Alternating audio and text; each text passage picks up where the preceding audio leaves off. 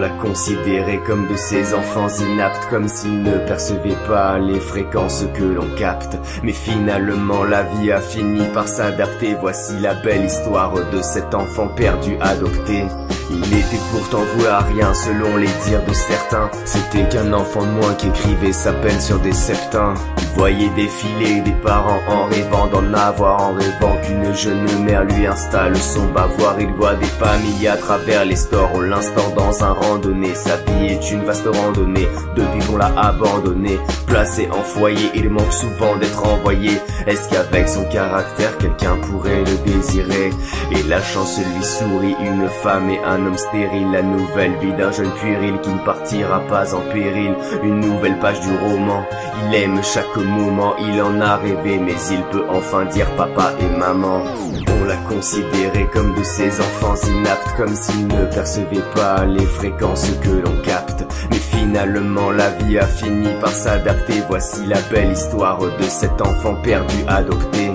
Il reçoit leur amour jour après jour, il leur sent, il est leur fils, même s'il ne provient pas de leur sang. Ils l'ont trouvé tel un fossile en pleine fouille archéologique. Ils l'aimaient, le chérissent comme si c'était leur enfant biologique. Mais où sont ses vrais parents? C'est la question qu'ils se posent. Sont-ils vivants? Sont-ils morts? Et si morts, où leur âme repose? Parfois ces interrogations perturbent sa célérité. Il aurait aimé les rencontrer, savoir qu'il est l'héritier. Mais il se dit que seul compte l'amour qu'on lui donne, et que les parents n'aiment pas les enfants qu'ils abandonnent. C'est une fleur sans pétales qui n'a pas été cueillie, mais qui a été recueillie et sauvée de ce qui est létal. Il est loin des préjugés primaires que vous portez.